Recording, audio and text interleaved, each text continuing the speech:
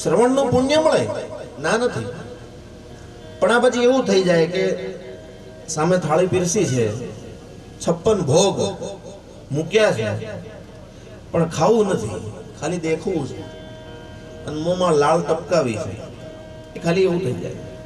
સુગંધ આવે, મોંમાં લાળે આવે, દેખીને આનંદ બી આવે, પણ ભૂખ મટે નહીં. કથાની અંદર એવું છે, ખાલી સાંભળી લો એનું ફળ તો મળે,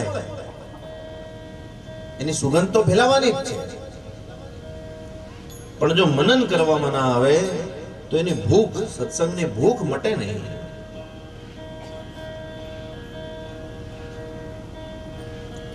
એનું મનન કરવું.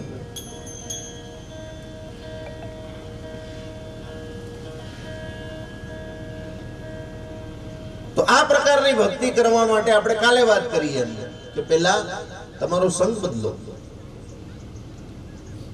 સારો સંગ કરો.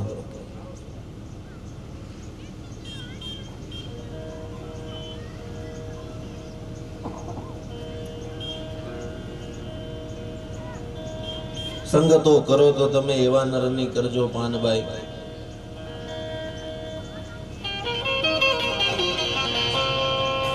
સંગત સારી હોવી જોઈએ.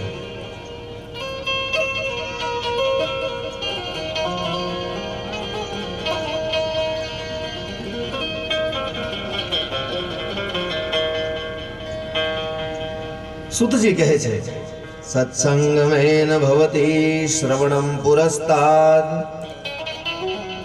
સંકીર્તનમ પશુપતેરથ તદ્દૃઢ સ્યાદ સર્વોત્તમં ભવતિ તન્મનનં તદન્તે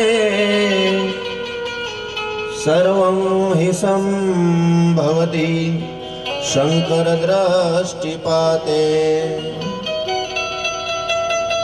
સત્સંગમેન, શ્રવણ શેનાથી થાય? સત્સંગ કરવાથી થાય. સંત સમાગમ નિષદિન કરીએ. સાધુ પુરુષનો સંગ.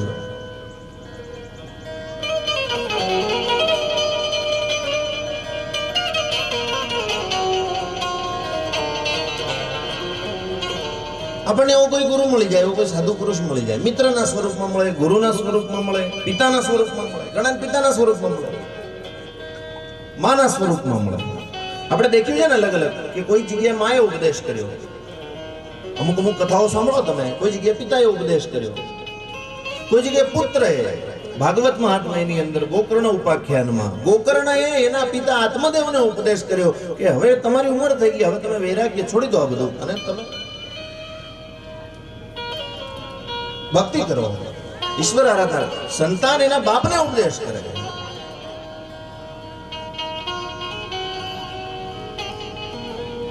માં એના બેટાને ઉપદેશ કરે,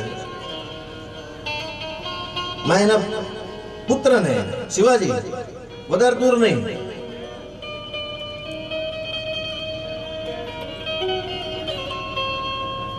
પુત્ર ઉપદેશ કરે, ગુરુ ઉપદેશ કરે. એવા દરેક પ્રકારના ઉદાહરણ આપણી પાસે છે.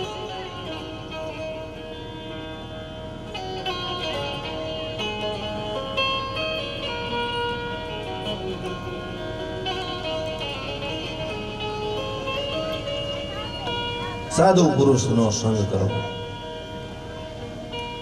સાધુ રે પુરુષનો સંગ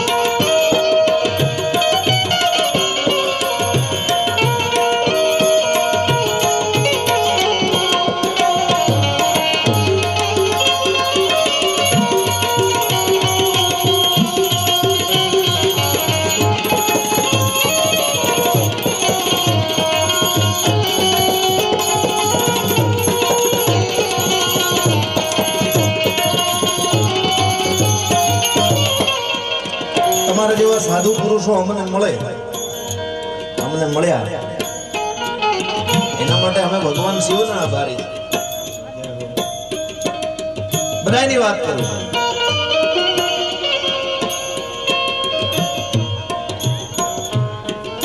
સાધુનો સંગ મળવો જોઈએ.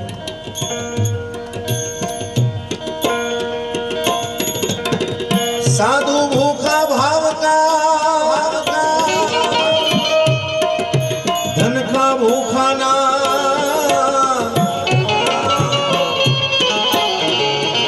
મેં કાલ કીધું હતું ને સાધુ નું અપમાન નહીં ગમે તે વેશમાં આવે અહીં કોઈ પણ આવે તમારા દ્વારે આંગણે કોઈ પણ સાધુ આવે કોઈ અતિથિ આવે એવું નહીં વિચારવાનું આ કેવો હશે न जाने कौन से रूप में भगवान क्या कई जग्याए केवा रूपમાં તમને મળી જાય એનો મોકો ખોવાઈ ના જાય એટલે સાધુ ભૂખા ભાવ કા ધન કા ભૂખા ના જો ધન કા ભૂખા હોત તો साधु कहावत ना साधु रे गुरु से अरे सगड़ो जो करिए हरि हरे हरे साधु रे गुरु से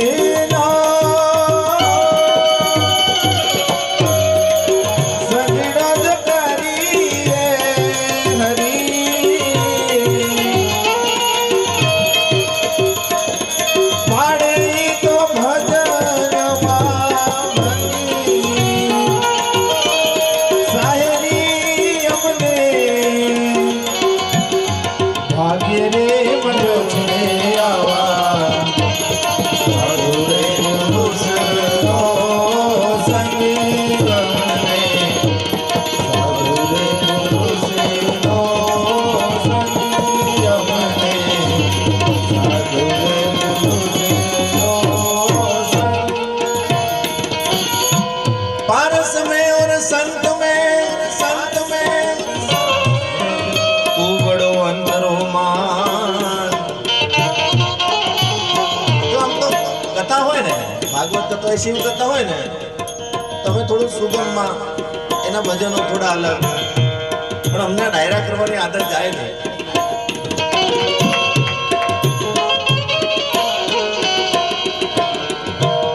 કોઈની નિંદા નથી કરતો પણ ગમે તેવા ભજન હોય પણ સંતવાણી એટલે સંતવાણી એની તમે તુલના કોઈ સાથે ના કરી શકો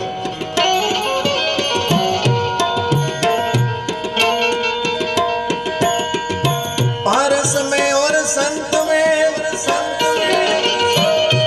तू बड़ो अंतरो मान पारस रहे कंचन करे संत करे आप समान अधूरे पुरुष नो संग अमरे अधूरे पुरुष नो संग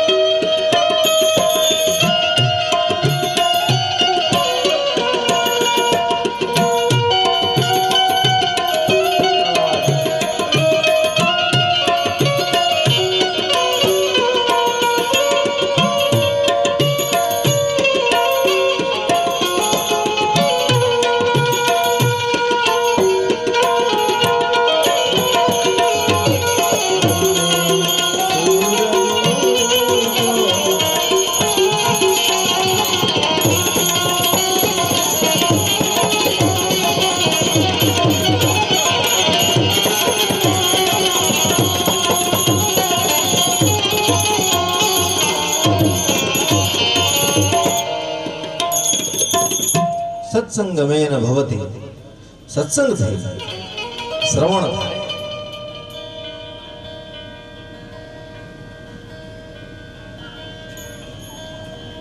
સંકીર્તનમ પશુપતે રથ તદ્દૃઢસ્ય, એના નામનું સંકીર્તન એને ગાઈએ.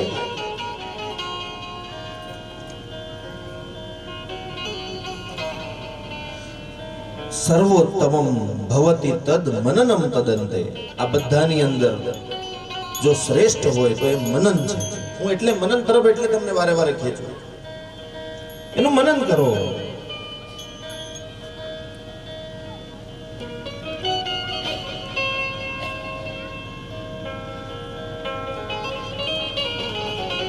એને જો તમે પામવા જશો, એને ઓળખવા જશો તો ભૂલ પડશે.